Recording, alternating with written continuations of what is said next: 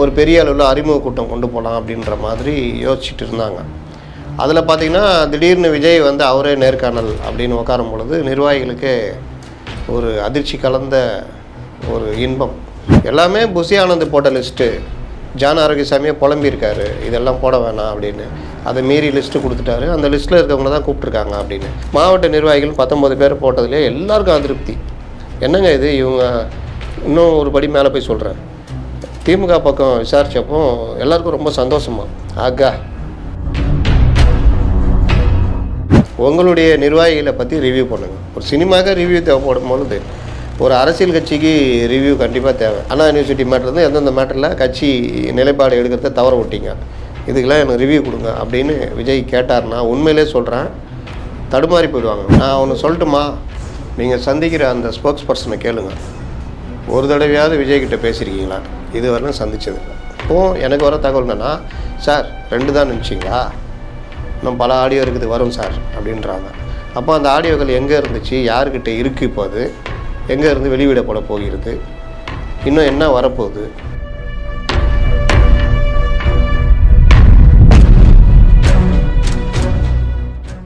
தமிழ் மன்னர்களுக்கு வணக்கம். நேர்காண சிறப்பு விருந்தினர் மூத்த பத்திரிகை திருமிகு அப்துல் முத்தலிஃப் அவர். வணக்கம் சார். தாவேக்கா சுணக்கமாகவே இருக்குது அப்படின்னு நிறைய குற்றச்சாட்டுகள் வைக்கப்பட்டுச்சு, நிறைய விமர்சனங்கள் வைக்கப்பட்டுச்சு. விஜய் வெளியே வரல, கட்சிக்கு பொறுப்பாளர்கள் போடலை அப்படிங்கிற ஏகப்பட்ட குற்றச்சாட்டுகள். வெளியே வரல அப்படிங்கிறதுக்கு பரந்தூர் வந்துட்டு போனார், டங்ஸ்டன் போகிறேன்னாரு, அது உள்ள இதாகிடுச்சு. இப்போ வெங்கவேல் போகிறதா சொல்லப்பட்டிருக்குது. இன்னொரு பக்கம் நிர்வாகிகள் போடலை அப்படிங்கும்போது இப்போ மாவட்ட பொறுப்பாளர்கள்லாம் போட்டு உறுப்பினர்கள்லாம் போட்டு முதற்கட்டம் வந்துருச்சு. அதுக்கான மீட்டிங்கே நடந்துச்சு. விஜயே அதில் கலந்துக்கிட்டார் அப்படின்னு சொல்லப்பட்டது. 2வது கட்டமாக கூட்டணி நடைபெறுவதாக இருந்தது, அது மட்டும் இப்போ ரத்து செய்யப்பட்டிருக்கு அப்படிங்கிற விஷயம் இருக்குது.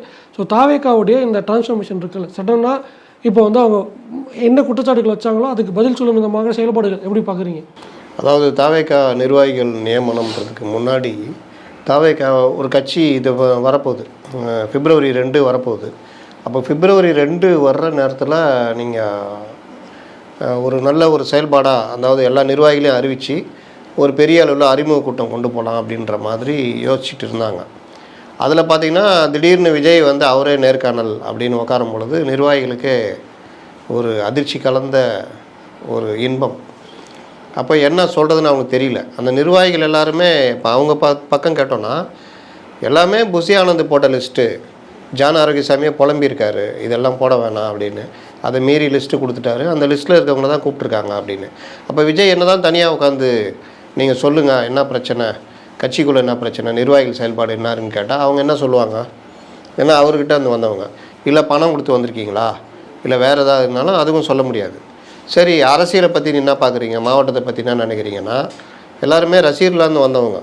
அப்போ நம்மளை மாதிரி ஆட்கள் பலரும் வந்து சொல்கிறது என்னென்னா, ஒரு கட்சி அது அடுத்த கட்டத்துக்கு போகுது, ஒரு அடுத்த இதுக்கு வரணும் அப்படின்னா அந்த கட்சி வெறுமனே ரசிகர்களை மட்டும் வச்சுக்கிட்டு நகர முடியாது.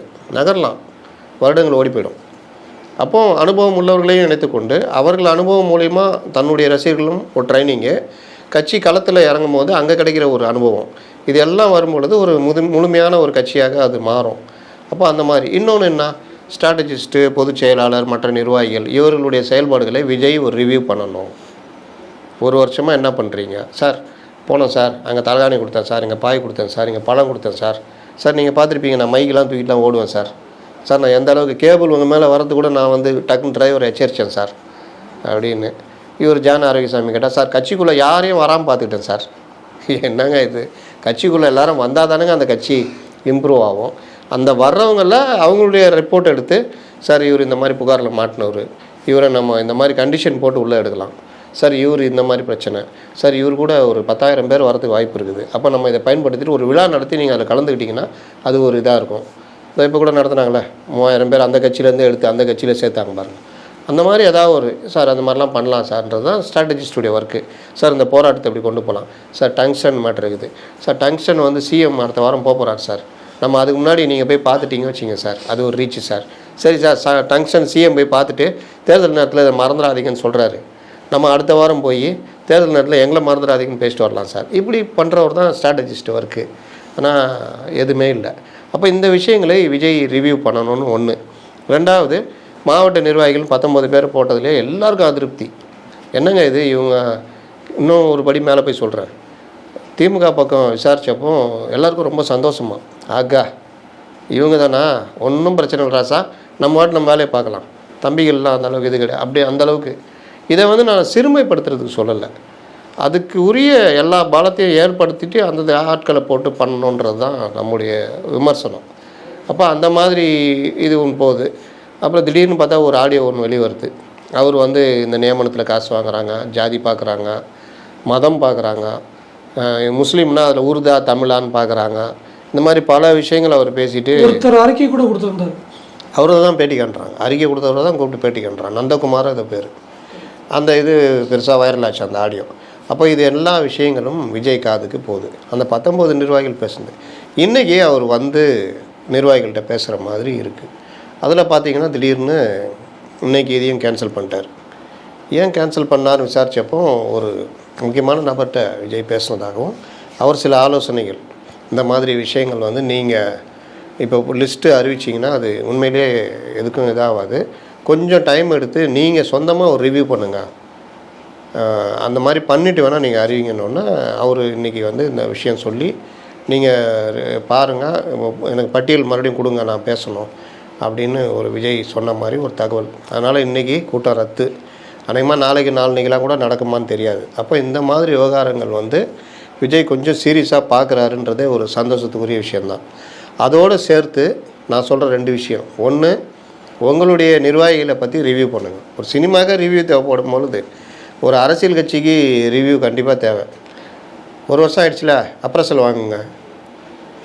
புஷி ஆனந்த் என்னென்ன பண்ணீங்க, அதனால் என்னென்ன மாற்றம் வந்துச்சு, வெங்கட்ராமன் என்ன பண்ணீங்க, நீங்கள் ராஜசேகர் என்ன பண்ணீங்க, தாகிரா என்ன பண்ணீங்க, இங்கே வாங்க ஜான் ஆரோக்கியசாமி உங்களுக்கு ஒரு பெரிய தொகை கொடுத்து நாங்கள் வச்சுருக்கோம், நீங்கள் இந்தந்த ஸ்ட்ராட்டஜிஸ் பண்ணதுனால இது சார் ஸ்கூல் பசங்களாம் கூப்பிட்டு சர்டிஃபிகேட் கொடுக்க சொன்னேன், அதெல்லாம் மன்ற வேலைகள் மாதிரி.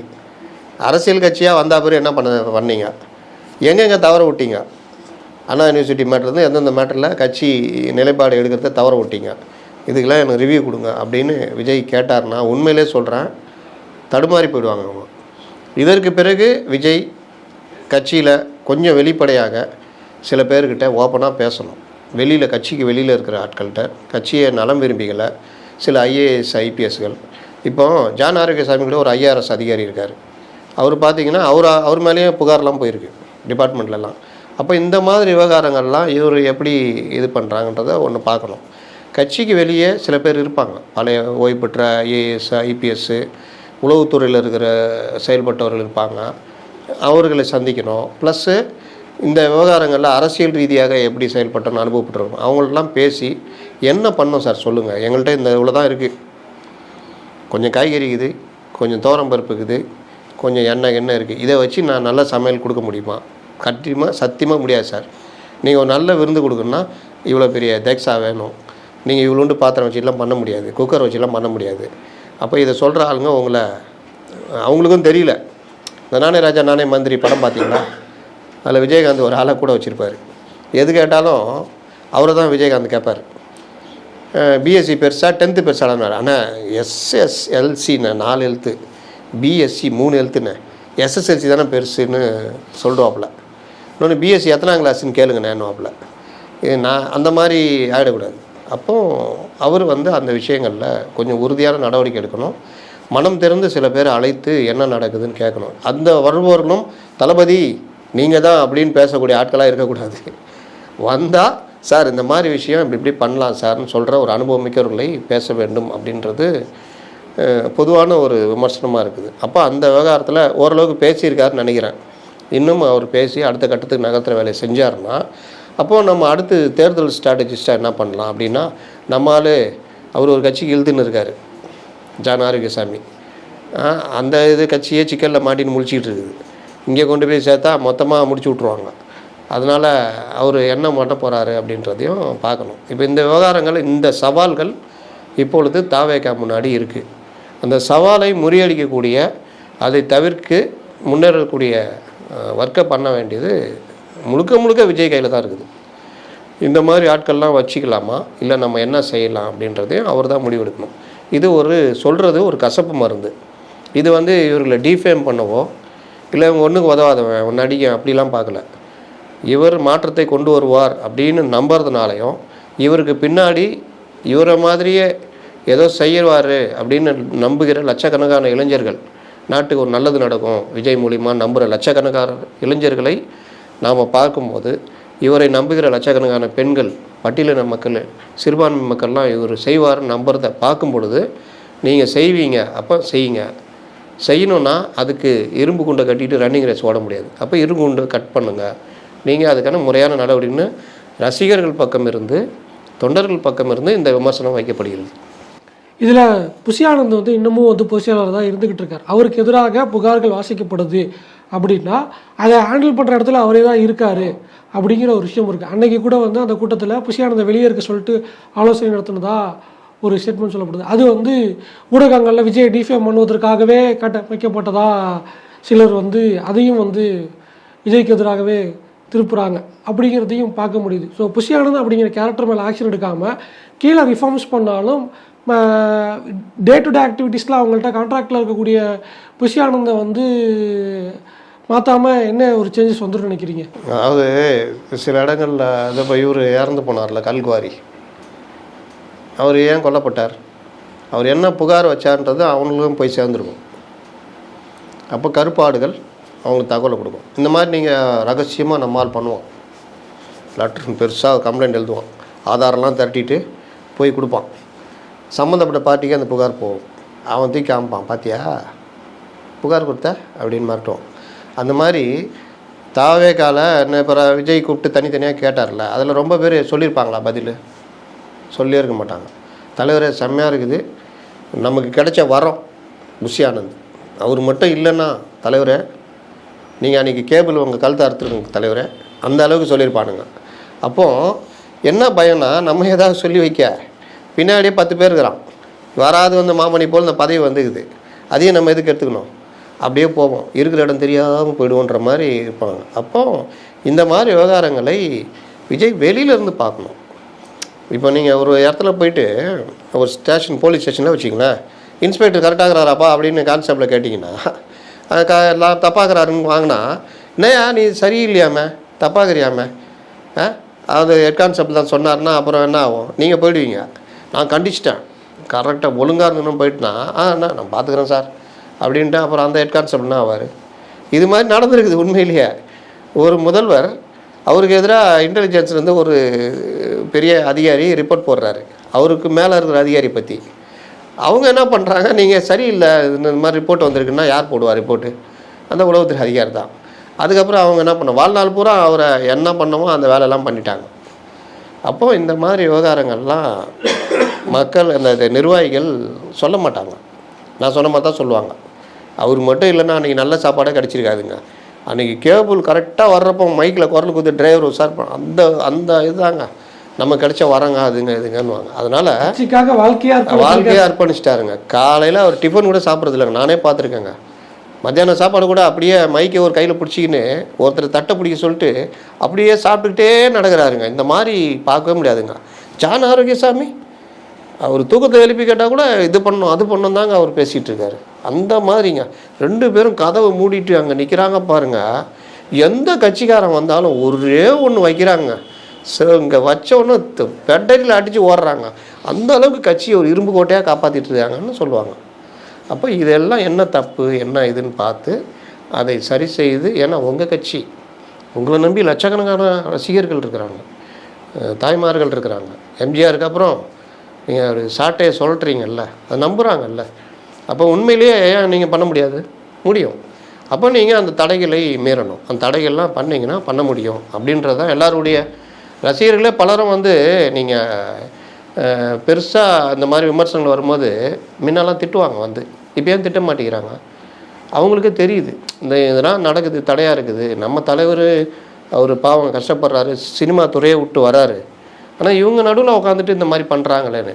இன்னும் ஒரு அதிர்ச்சியான விஷயம் என்ன, இவர்களுடைய உள் விவகாரங்கள்லாம் மற்ற கட்சிகள் மற்றதுக்கு போய்கிட்டு இருக்குன்னா அது அதோட டேஞ்சர் இல்லை. அதையும் வந்து அந்த மாதிரி விமர்சனங்களை, அது பொய்யோ தப்போ பொய்யோ சரியோ, அதையும் விஜய் வந்து கணக்கில் எடுத்துகிட்டு தான் பண்ணணுன்றது தான். அதான் நீங்கள் சொல்லும்போது அந்த உள் விவகாரங்களும் போது முக்கியமான விஷயமா வந்து அந்த 2 ஆடியோ, அந்த ஆடியோ வந்து கட்சியினரே விட்டாங்களா இல்லை வேறு யாரும் எதுவும் பண்ணுறாங்களா யாருக்காக யாருக்கு எதிராக அப்படிங்கிற விஷயம் தெரியல. பட் ஆனால் அந்த இஷ்யூ வந்து ஒரு அட்ரஸ் பண்ணியிருந்தா கீழே இருக்க தொண்டர்களுக்கு வந்து ஓரளவுக்கு இருந்திருக்கும். மற்ற கட்சியினரை பேசும்போது இல்லை எங்கள் கட்சியில் அப்படி இல்லைன்னு அவங்களுக்கு டிஃபெண்ட் பண்ணுறதுக்கான ஒரு ஸ்டாண்டாகவாது இருந்திருக்கும் அப்படிங்கிற ஒரு விஷயம் இருக்குது. இன்னொன்று, கட்சிக்கு சில ஸ்போக்ஸ் பர்சன்ஸ் இருக்காங்க அப்படிங்கும்போது அவங்கக்கிட்டையும் ஒரு கிளாரிட்டி இல்லை. கிளாரிட்டி இந்த சென்ஸ் என்னன்னா, கட்சி என்ன நிலைப்பாடு எடுக்குது அப்படிங்கிறத அஃபிஷியலாக இவங்க வந்து ட்விட்டரில் அனௌன்ஸ் பண்ணுறாங்க அப்படிங்கும் பொழுது, இல்லை ஒரு ஸ்டாண்ட் எடுத்து இன்டர்னலாக சொல்கிறாங்கன்னா அவங்களால வந்து ஃபேஸ் பண்ண முடியும் ஒரு டிபேட்லேயோ இல்லை ஒரு பப்ளிக் ஃபோரம்லையோ. அதுலேயும் வந்து இன்னும் ஒரு சுணக்கம் இருக்குது அப்படிங்கிற. நான் ஒன்று சொல்லட்டுமா? நீங்கள் சந்திக்கிற அந்த ஸ்போக்ஸ் பர்சனை கேளுங்க, ஒரு தடவையாவது விஜய்கிட்ட பேசியிருக்கீங்களான்னு. இதுவரையும் சந்தித்ததில்லை. அப்புறம் என்ன, அவங்க கட்சிக்காக அப்படி கத்திக்கிட்டு சண்டை போட்டுக்கிட்டு இருக்காங்க. தனிப்பட்ட பகை கூட வரும், ஆனால் அவர்கள் இதில் இன்னொன்று, அவர்களுக்கு கட்சியுடைய நிலைப்பாடு இதுன்றதுக்கும் ஒன்று. ரெண்டாவது, அவர்களுக்கு இந்த மாதிரி போகிறதுக்கு வரதுக்கான சம்பளம் மற்ற விஷயங்கள் கொடுக்கப்படவில்லை, வறுமையில் வாடுகிறார்கள். இதெல்லாம் விஜய்க்கு தெரியுமா அப்படின்றது ஒரு கேள்வி. மூணாவது விஷயம், ஸ்போக்ஸ் பர்சனை தாண்டி இந்த 2 ஆடியோ வந்துச்சுல்ல, அது ஆடியோ பொய்ன்னா அதை கடந்து போகிறது தான் கரெக்டு. இதுக்கெல்லாம் போய் ரெஸ்பான்ஸ் பண்ணணும்னு அவசியம் இல்லை. ஆனால் இது மாதிரி நம் கட்சிக்கு எதிராக சதி வலைகள் பின்னப்படுகிறது, ஆடியோ விசாரித்த வரையில் அது வந்து உண்மையல்ல, இட்டுக்கட்டப்பட்ட ஆடியோ. இது போன்ற சூழ்ச்சி வலைகளில் நம் தொண்டர்கள் யாரும் சிக்க வேண்டாம், நான் பார்த்து கொள்கிறேன், எனக்கு தெரியும். இது நம்முடைய ஒற்றுமையை உடைக்கிறதுக்கான வழி. இதில் என்றைக்குமே சிக்காதீங்க. அந்த எது இருந்தாலும் நான் பார்த்துக்குவேன், நான் நடவடிக்கை எடுப்பேன். கட்சிக்கு எதிராக யார் செயல்பட்டாலும் நான் இரும்புகரம் கொண்டு அடக்குவேன் அப்படின்னு, சர்வாதிகாரியாக மாறுவேன் அப்படின்னு அவர் அறிவிச்சார் வச்சுங்க. அது கீழே இருக்கவங்களுக்கு பட தலைவனாக சொல்லிட்டான் ஆடியோ பொய்ன்னு, அப்படியே உண்மையாக இருந்தாலும் நான் பார்த்துக்கிறேன்ட்டாப்லையா, வேலையை பாருங்கயா அப்படின்ட்டு போய்கிட்டு இருப்பாங்க தொண்டர்கள். எதுவுமே பதில் வரல அப்படின்னா, ஜான் ஆரோக்கியசாமியும் மறுக்கலை, இவரும் மறுக்கலை அப்படின்னா, மேலும் மேலும் அது ஊடகங்களில் விவாதங்களாக மாறுது. அது இந்த கட்சிக்கும் டீஃபேம் பண்ணப்படுது.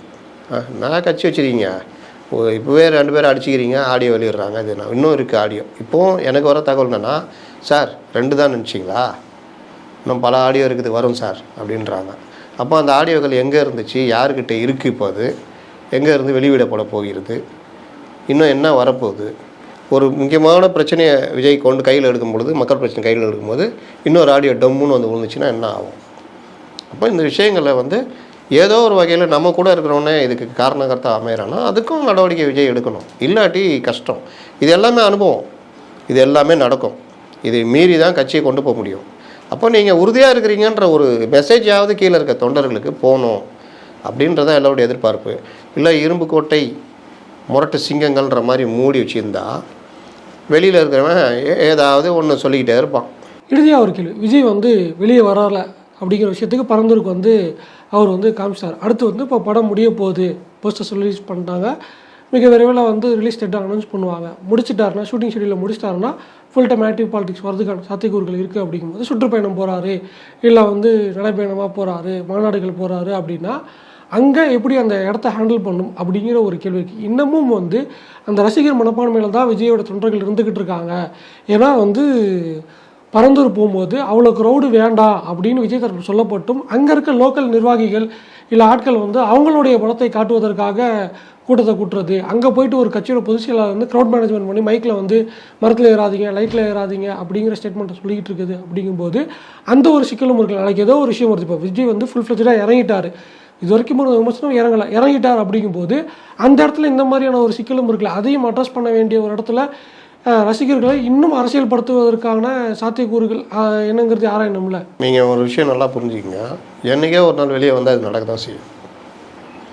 நீங்கள் டெய்லி வெளியில் வர்றீங்க, இன்றைக்கி இந்த மாவட்டம், இன்றைக்கி அந்த மாவட்டம்னா ரசிகர் பெருசாக இந்த அளவு ரியாக்ட் பண்ண மாட்டாங்க. அப்போ நீங்கள் தான் கூப்பிட வேண்டியிருக்கும், எப்பா வாங்கப்பா, கும்பல் வாங்கப்பா அப்படின்னு. ஜெயலலிதா என்றைக்கே ஒரு நாள் கட்சி ஆஃபீஸ் போகும்போது அது திருவிழா மாதிரி இருக்கும். இதே கலைஞர் டெய்லி போகும்போது, ஏன்னா கலைஞருக்கு நான் கூட்டம் கூடாதா, அவர் வந்தால் நான் கூட்டம் கூடாதா என்ன? ஆனாலும் அவர் வாட்டில் வருவார் போவார். ஏன்னா டெய்லி அவர் இதாக இருக்கார். ஜெயலலிதா என்றைக்கே ஒரு நாள் ஆஃபீஸ் வரேன்னே திருநாள் மாதிரி இருக்கும், திருவிழா மாதிரி. அது ஜெயலலிதா வந்து அப்படி இருந்தாலும் அவங்களுடைய அறிக்கைகள் மற்ற விஷயங்கள், இன்னொன்று கட்சிக்குள்ளே அவங்க எடுக்கிற நடவடிக்கைகள், கட்சிக்காரர்களுடைய தகவல்கள் திரட்டுறதுலாம் வேறு லெவலு. ஒன்று அந்த மாதிரி கூட இருங்க. ஜெயலலிதா போல் நீங்கள் செயல்படுறீங்கன்னா டீட்டெயில் எடுங்க, யாரை கல்தா கொடுக்கணுமோ கல்தா கொடுங்க, யாரை சேர்க்கணுமோ. இன்னொன்று எல்லா தலைவர்களையும் சந்திப்பாங்கல்ல, பத்திரிகைகள் முக்கியமான ஆட்களில் ஜெயலலிதா சந்திப்பாங்க, பேசுவாங்க. இன்னொன்று பேப்பர் கட்டிங்லேருந்து எல்லாம் அவங்க வர்றதை ஒன்று விடாமல் தெரிஞ்சுக்குவாங்க. சின்ன தகவல்னால் கூட அந்த போட்டதுக்கான நடவடிக்கை மறுநாள் வரும்போது அவர்களுக்கு நம்பிக்கை வரும், எழுதுகிறவங்களுக்கு. நம்ம கரெக்டாக விசாரித்து போட்டோம், அதுக்குரிய நடவடிக்கை வந்திருக்கு, அப்போ இன்னும் கொஞ்சம் நம்ம விசாரித்து போட்டால் இன்னும் கொஞ்சம் நடவடிக்கை வரும்ன்றது. கட்சிக்காரங்க பயப்படுவாங்க. நீங்கள் ஒரு அமைச்சர் ஒரு பொதுவெளியில் ஒரு பத்திரிகையாளரை திட்டார், அன்றைக்கி ஒரு பெரிய சின்ன போராட்டம் தான் அந்த இடத்துல. ஆனால் அந்த அமைச்சர் அப்படி பயந்தார். ஏன் பயந்தாருன்னா, உடனடியாக அவங்க பார்வைக்கு போச்சுன்னா பதவியே பிடிங்கிடுவாங்க, அந்த பயம் இருந்தது. அப்போ ஆனால் அந்த தகவல் அவங்களுக்கு போய் அவங்க அன்றைக்கி சொன்னதாக வந்த தகவல் என்னென்னா, இதுக்கு நான் நடவடிக்கை எடுத்து உடனே உங்களை அனுப்பிச்சிடுவேன். ஆனால் இந்த மாதிரி விஷயம் நீங்கள் அவாய்ட் பண்ணியிருக்கணும். நீங்கள் பத்திரிகையாளர்கள் இப்படி போராடி உங்களை நான் மாற்றினேன்னா, நாளைக்கு ஏதோ ஒரு சின்ன விஷயத்துக்கு கூட இதே மாதிரி கும்பல் திரண்டு கோரிக்கை வைக்கப்படும். அந்த ஒரு காரணத்துக்காக தப்பிக்கிறீங்க, ஒழுங்காக இருந்துங்க போங்கன்னு அனுப்பிச்சிச்சாங்க. அப்போது அமைச்சர்களும் மற்றவர்களும் நம்மளை கண்காணிச்சிட்டே இருக்காங்கன்னு. ஒரு ஆட்சியே அப்படின்னா கட்சி அவங்க இன்னும் வேறு மாதிரி பண்ணாங்க, அவ்வளோதான். இதுதான் உங்களுக்கு முன்னுதாரணம். கலைஞர் அதோட எக்ஸ்ட்ராடினரி. டெய்லி ஆஃபீஸ்க்கு வருவார், உட்காருவார், எல்லா மாவட்டத்துலேருந்து வர்றவங்கள பார்ப்பார். அந்த ஒரு செட்டப் இருக்கும். தலைமை நிலை செயலர், மற்ற அமைப்பு செயலாளர், அது இதுன்னு அவங்களாம் பார்ப்பாங்க, தகவல்கள் இருக்கு வரும். இந்த ஒரு செட்டப்பு இதெல்லாம் இருந்தால் உங்களுக்கு ரசிகர்லாம் டெய்லி வந்துட்டுலாம் நின்றுக்கிட்டு அந்த ஏற்பாடெலாம் இருக்காது, தொல்லை பண்ண மாட்டாங்க. எல்லாத்துக்கும் மேலே ஒரு கூட்டம் நடக்கும்போது 10 தப்பு நடக்கும். அதை கேட்க வேண்டிய ஆள் ஒன்று தலைமை நிலை செயலர் வச்சிங்கன்னா அவர் கையில் நீங்கள் பார்த்துக்குங்க, இல்லை வேறு ஒரு நிர்வாகி அதை உட்கார சொல்லுங்க. அதுன்னு பொதுச் செயலாளர் தூக்கிட்டீங்க ஓடுறது வர்றதெல்லாம் வந்தால் காமெடியாக மாறுது. மன்றத்தில் அந்த நடவடிக்கை ஓகே, கட்சிக்கே அது உதவாது. ஏன்னா அந்த கட்சி நாளைக்கு ஆட்சிக்கே வருது வச்சுங்க, பொதுச் செயலாளர் பதவியெல்லாம் சாதாரண விஷயம் இல்லை. நீ துரைமுருகன் நீங்கள் பேட்டியே எடுக்க முடியுதா, இல்லை பேட்டி எடுத்து பதில் வாங்க முடியுதா? ஒரு சின்ன வார்த்தை எனக்கு என்னென்னு போட்டு போயின்னே இருக்கார். அப்படி தான் இன்றைக்கி இருக்குது.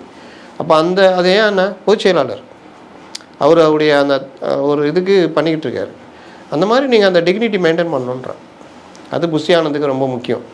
என்ன நடக்குது அப்படிங்கிறத அடுத்தடுத்து என்னென்ன மாற்றங்கள் கொண்டு வர போகிறாங்க, அது கட்சியில் எந்தளவுக்கு இம்பாக்ட் பண்ணுது அப்படிங்கிறத பொறுத்திருந்து பார்ப்போம். இதுவரை எங்களுடைய இந்த கருத்துக்களை பயந்தமைக்கு நன்றி.